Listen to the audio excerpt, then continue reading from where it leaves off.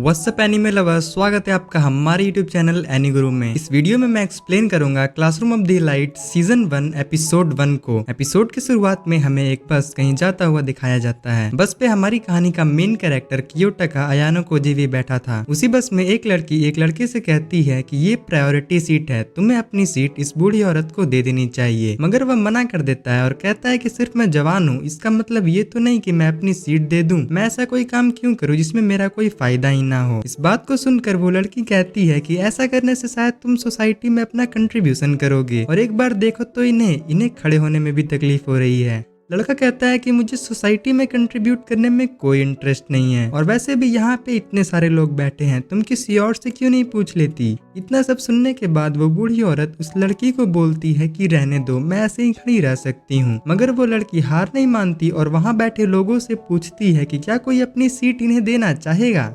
थोड़ी देर तक कोई कुछ नहीं बोलता, मगर फिर एक लेडी एट लास्ट अपनी सीट देने के लिए रेडी हो जाती है। फिर हमें एक दूसरे सीन में दिखाया जाता है कि हमारा मेन कैरेक्टर अपनी डेस्टिनेशन पे पहुंच जाता है और मन में सोचता है, क्या यही है मेरा नया school, Tokyo metropolitan advanced nurturing high school. इस स्कूल को जापानीज गवर्नमेंट के द्वारा बनाया गया है और यह स्कूल 100% एम्प्लॉयमेंट और कॉलेज एंट्री रेट देने का दावा करता है। अयानो को जी स्कूल में इंटर कर ही रहा होता है कि तभी एक लड़की उससे पूछती है कि तुम मुझे बस पे क्यों देख रहे थे, जिसपे कि वो सॉरी बोलता है और कहता है कि शायद तुम भी मेरी तरह इन झमेलों में नहीं पढ़ना चाहती थी, इसलिए तुमने अपनी सीट नहीं दी। वो लड़की कहती है कि मुझे अपनी तरह मत समझो, मैंने अपनी सीट अपनी मर्जी से नहीं दी थी। अयानो को जी अपने मन में बोलता है कि फिर तो तुम मुझसे भी बदतर हो। स्कूल में इंटर करने पे स्टूडेंट काउंसिल प्रेसिडेंट मनाबू होरिगिता अपना भाषण देते हैं और सभी न्यू स्टूडेंट्स का वेलकम करते हैं। फिर हम क्लास 1D में अयानो को जी को देखते हैं। अयानो को जी जब अपने बगल वाली सीट पर देखता है तब उसे पता चलता है कि वह लड़की जो उसे सुबह मिली थी उसका सीट उसके ठीक बगल में ही है, जिसपे कि वो लड़की कहती है कि यह बहुत ही ज्यादा घटिया कोइंसिडेंस है, और कियोटका कहता है कि मुझे भी ऐसा ही लगता है। तभी एक लड़का सबको सजेस्ट करता है कि टीचर को आने में भी थोड़ा टाइम है, तो क्यों ना हम सभी लोग एक दूसरे को जान लें, जिसपे कि सभी लोग राजी हो जाते हैं और लड़कियां तो कुछ ज्यादा ही एक्साइटेड हो जाती है। सबसे पहले वो लड़का अपने बारे में बताता है, मेरा नाम है योसुके हिराता और तुम सभी लोग मुझे योसुके भी बुला सकते हो। मुझे सभी तरीके के स्पोर्ट्स पसंद हैं और मैं स्कूल के सॉकर क्लब में भी ज्वाइन होने वाला हूँ। उसके इंट्रोडक्शन देने के बाद सभी लोग ताली बजाने लगते हैं।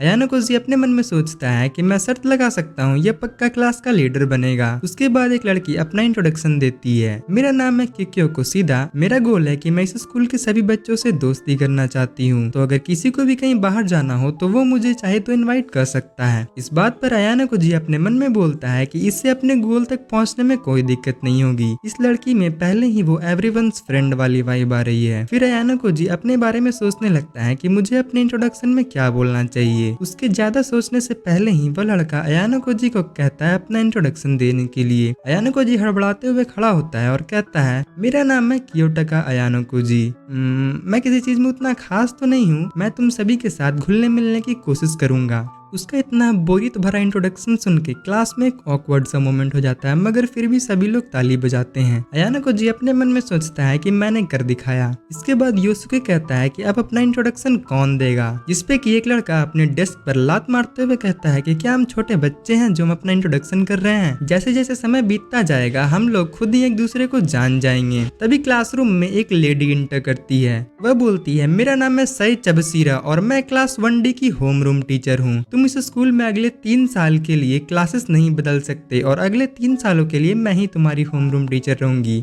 वो सभी स्टूडेंट्स को स्कूल की रूल बुक देती है और उन्हें कहती है कि इस स्कूल में हम कुछ स्पेशल रूल्स को फॉलो करते हैं। सबसे पहले तो तुम स्कूल में ही रहोगे, स्कूल के बाहर तुम नहीं जा सकते और बाहरी दुनिया से तुम संपर्क भी नहीं रख सकते। स्कूल में तुम्हें सभी टाइप की फैसिलिटीज मिल जाएगी, इंटरटेनमेंट से लेकर खाने पीने तक। अगर तुम्हें स्कूल में कोई भी सामान खरीदना है तो तुम पॉइंट्स की मदद से खरीद सकते हो, जो कि स्कूल के मेन कंप्यूटर सिस्टम में स्टोर्ड होती है। स्कूल में तुम इन पॉइंट्स की मदद से कुछ भी खरीद सकते हो। एक पॉइंट की कीमत 1 येन है। तुम सभी लोगों को हर महीने 1 लाख पॉइंट मिलेंगे। 1 लाख पॉइंट सुनकर सभी स्टूडेंट्स हैरान हो जाते हैं। चबसीरा उन्हें कहती है कि हैरान मत हो, यह स्कूल सभी स्टूडेंट्स को मेरिट के बेसिस पे जज करता है। फिर हम एक दूसरे सीन में देखते हैं कि अयानको जी एक मॉल में शॉपिंग कर रहा होता है। पेमेंट कंफर्म होने पे वह बोलता है कि यह तो बिल्कुल असली पैसों की तरह काम करता है। 25 स्टूडेंट्स हैं हर क्लास में और 4 क्लासेस थी हर ग्रेड में। इसका मतलब कि स्कूल में कुल 300 स्टूडेंट्स हैं। हर स्टूडेंट को एक महीने में 1 लाख पॉइंट मिलते हैं। इसका मतलब कि हर साल में 360 मिलियन पॉइंट्स अलॉट किए जाते हैं। हालांकि ये गवर्नमेंट देती है, मगर फिर भी अयानको जी को थोड़ा अजीब लगता है। वह शॉपिंग करके जा ही रहा होता है कि तभी उससे वही सेम लड़की मिलती है। वो उस लड़की को कहता है कि क्योंकि हम दोनों एक दूसरे के बगल में बैठते हैं तो हमें एक दूसरे को जान लेना चाहिए, और फिर उससे उसका नाम पूछता है। वो लड़की कहती है कि अगर मैं बताने से मना कर दूं तो क्या कोई दिक्कत है। इस पर कि अयानको जी कहता है कि यह थोड़ा अजीब हो जाएगा कि हम दोनों अगले 3 साल एक दूसरे के बगल में ही बैठेंगे मगर एक दूसरे का नाम भी नहीं जानेंगे। वो बोलती है कि मेरा नाम है सुजुने होरिकिता। होरिकिता टाइटल सुनकर अयानको जी पूछता है कि क्या तुम किसी तरह स्टूडेंट काउंसिल प्रेसिडेंट से रिलेटेड हो। इस बात पर वह कोई जवाब नहीं देती और अपना शॉपिंग में बिजी रहती है।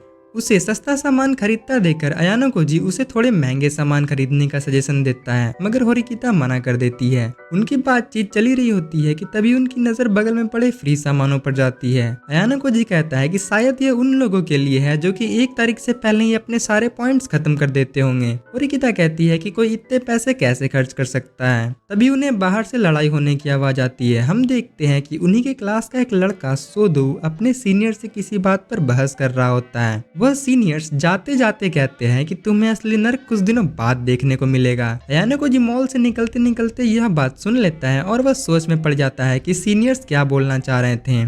सोदू जाते जाते गुस्से में एक डस्टबिन गिरा देता है। अयानको जी देखता है कि ऊपर में ही एक कैमरा लगा है, इसलिए वह उस डस्टबिन को उठाकर अच्छे से रख देता है। फिर हमें कुछ दिनों बाद का सीन दिखाया जाता है। अयानको जी अपने सीट पर बैठा हुआ सोच रहा होता है कि सबकी तरह मैं कोई दोस्त नहीं बना पाया। होरिकिता उससे कहती है कि मुझे तुम पर दया आती है। अयानको जी कहता है कि तुम भी तो मेरी तरह हो, तुम्हारे पास भी कोई दोस्त नहीं है। होरिकिता कहती है कि मुझे बस दोस्त बनाने पसंद नहीं है। अयानको जी उठकर कैफेटेरिया की तरफ जाने लगता है, मगर जैसे ही वह क्लास से बाहर निकलता है कुशिदा उसे बात करने के लिए बुलाती है। कुशिदा उससे हेल्प मांगती है होरिकिता से दोस्ती करने में। वह उसे बताती है कि जब मैंने होरिकिता से उसका नंबर मांगा तो होरिकिता ने सीधा मुझे मना कर दिया, जिसपे कि अयानको जी कहता है कि हाँ वो ऐसे ही है। कुशिदा उससे बहुत ज्यादा रिक्वेस्ट करने लगती है। फिर हम क्लास का सीन देखते हैं। चबसीरा पढ़ा रही होती है, मगर कोई भी स्टूडेंट उन पर ध्यान नहीं दे रहा होता। कोई सो रहा होता है, कोई मोबाइल चला रहा होता है या फिर कोई मांगा पढ़ रहा होता है। क्लासरूम की बेल लगने पर चबसीरा क्लास से चली जाती है। होरिकिता अयानको जी को कहती है कि यह स्कूल बच्चों के प्रति कुछ ज्यादा ही नर्म है। कोई भी स्टूडेंट टीचर पर ध्यान नहीं दे रहा था, मगर फिर भी टीचर ने उन्हें कुछ नहीं कहा। इस पर अयानको जी कहता है कि शायद उस स्कूल में बच्चों को आजादी देकर और प्रोत्साहित किया जाता हो। इसके बाद अयानको जी होरिकिता से पूछता है कि क्या तुम स्कूल के उस बड़े वाले मॉल में मेरे साथ चलना चाहोगी। होरिकिता उसे शक की निगाहों से देखने लगती है। अयानको जी बोलता है कि मेरा कोई गलत मतलब नहीं है। उस कैफे में हमेशा ज्यादातर लड़कियां ही होती हैं, इसलिए मुझे वहाँ नो बॉयज एंट्री वाली वाइब आती है, इसलिए मैंने तुमसे पूछा। और वैसे भी मेरा कोई दोस्त नहीं है, इसलिए मैं किसी और को बोल भी नहीं सकता। होरिकिता मान जाती है और वे लोग कैफे की तरफ निकल पड़ते हैं। कैफे में एंटर करने पर अयानको जी देखता है कि 2 लड़कियां अपनी सीट छोड़कर जा रही हैं, इसीलिए वे लोग वहां जाकर बैठ जाते हैं। अयानको जी मजाक मजाक में कहता है कि शायद सभी लोग हम दोनों को ऐसे एक साथ देखकर एक कपल समझ लें, जिस पर कि होरिकिता उसे घूरने लगती है। अयानको जी कहता है कि मैंने कुछ नहीं कहा। उनकी बातचीत चली रही होती है कि तभी कुशिदा कर कहती है कि क्या कोइंसिडेंस है, क्या तुम दोनों यहाँ हमेशा आते हो। अयानको जी कहता है कि नहीं, हम लोग यहाँ पहली बार ही आ रहे हैं। होरिकिता तभी अचानक खड़ी होकर जाने लगती है। अयानको जी कहता है कि तुम कहाँ जा रही हो, तुम तो थोड़ी देर पहले ही आई हो। होरिकिता कहती है कि क्योंकि अब कुशिदा आ गई है तो अब तुम्हें मेरी जरूरत नहीं होगी। अयानको जी कहता है मगर कुशिदा और मैं तो सिर्फ क्लासमेट ही हैं, हम दोनों एक दूसरे को अच्छे से नहीं जानते। होरिकिता कहती है कि हम दोनों भी सिर्फ क्लासमेट ही हैं और वैसे भी मुझे यहाँ कुछ गड़बड़ लग रही है। कुशिदा कहती है कि ये तुम क्या बात कर रही हो, ये तो बस एक कोइंसिडेंस था। अयानको जी अपने मन में बोलता है कि अच्छी कोशिश थी कुशिदा। होरिकिता कहती है कि हम दोनों से पहले यहाँ जो स्टूडेंट्स बैठे हुए थे वे लोग अभी हमारी ही क्लास के थे, अभी क्लास खत्म हुए सिर्फ 2 मिनट हुए हैं, तो वे लोग इतनी जल्दी आकर कैसे जा सकते हैं। यह सब सुनकर अयानो कोजी कन्फेस करता है, वो बोलता है मुझे माफ कर दो, ये सब प्लानिंग था। होरिकिता कहती है कि मुझे लग ही रहा था। तभी अचानक से कुशिदा खड़े होकर होरिकिता का हाथ पकड़ के कहती है प्लीज मेरी दोस्त बन जाओ। इस पे वो बोलती है कि तुम बस अपना समय बर्बाद कर रही हो, मुझे दोस्त बनाने में कोई इंटरेस्ट नहीं है। कुशिदा कहती है फिर तो तुम पूरी तरीके से अकेली हो जाओगी। वह कहती है मुझे अकेले रहने में कोई दिक्कत नहीं है। अयानो कोजी उससे पूछता है क्या तुम श्योर हो कि तुम अगले 3 साल बिना दोस्त के रहना चाहती हो? वह बोलती है कि मैं पिछले 9 सालों से अकेली रही हूँ और अगर तुम किंडरगार्टन मिला लो तो और ज्यादा हो जाएगा। यह कहकर वो चली जाती है। उसके जाने के बाद कुशिदा अयानो कोजी को कहती है कि मुझे माफ कर दो, मेरे चलते अब होरिकिता तुमसे भी गुस्सा हो गई। अयानो कोजी कहता है कोई बात नहीं। वे लोग वापस जाते हुए बातें कर रहे थे। कुशिदा कहती है शायद मेरा गोल अधूरा ही रह जाएगा, जिसपे कि अयानो कोजी कहता है कि मुझे लगता है वो एक एक्सेप्शन है। जाते जाते कुशिदा इचिनोसे से मिल जाती है। वह अयानो कोजी को बताती है कि यह लड़की 1B से है, हम दोनों आज ही दोस्त बने हैं। अयानो कोजी कहता है कि मैं सोच भी नहीं सकता कि तुमने इतनी जल्दी दूसरे क्लासेस में भी दोस्ती कर ली। धीरे धीरे समय बीतता गया और महीना पूरा निकलता गया। सभी स्टूडेंट्स ने अपने लाइफ को पूरा एंजॉय करने का सोचा और वे लोग अपने पैसे बिना सोचे समझे ही उड़ाने लगे। टीचर क्लास में कुछ नहीं बोलती थी, इसीलिए क्लास में सभी बच्चे बातचीत करते रहते, सोते रहते या फिर एब्सेंट ही हो जाते, जिससे बिल्कुल नॉर्मल हो गया था। मगर उन्हें सबसे बड़ा झटका लगने वाला था महीने की पहली तारीख को। महीने की शुरुआत में सभी बच्चे परेशान हो रहे थे क्योंकि उन्हें इस महीने के 1 लाख पॉइंट्स नहीं मिले थे। सबेसिरा क्लास में एंटर करती है और उनके आते ही एक लड़का उनसे पूछता है कि टीचर हर महीने तो 1 तारीख को हमारे पॉइंट्स मिल जाने चाहिए थे, मगर इस महीने तो हमें एक भी पॉइंट नहीं मिले हैं, शायद सिस्टम से कुछ गलती हो गई हो। सबेसिरा कहती है कि सिस्टम से कोई गलती नहीं हुई है, तुम्हें तुम्हारे पॉइंट्स ऑलरेडी मिल गए हैं। यह सुनकर सभी स्टूडेंट्स बोलते हैं कि हमें तो पॉइंट मिले ही नहीं है। तभी सबेसिरा एक इविल स्माइल देती है। वो कहती है कि तुम सभी लोग एक नंबर के बेवकूफ हो, तुम्हें क्या लगा कि तुम्हें 1 लाख पॉइंट्स बस ऐसे ही दे दिए जाएंगे? तुम सभी लोगों ने एक महीने में 98 बार एब्सेंट किया है, 391 बार तुमने क्लास में मोबाइल इस्तेमाल किया या फिर बातें की है। इस स्कूल में तुम्हारा परफॉर्मेंस तुम्हारी मंथली अलॉटमेंट पर असर करता है। तुम्हारे खराब बिहेवियर और खराब परफॉर्मेंस की वजह से ही तुम्हारे पॉइंट्स घटे हैं और इस महीने में तुम्हें जो पॉइंट्स मिले हैं वो हैं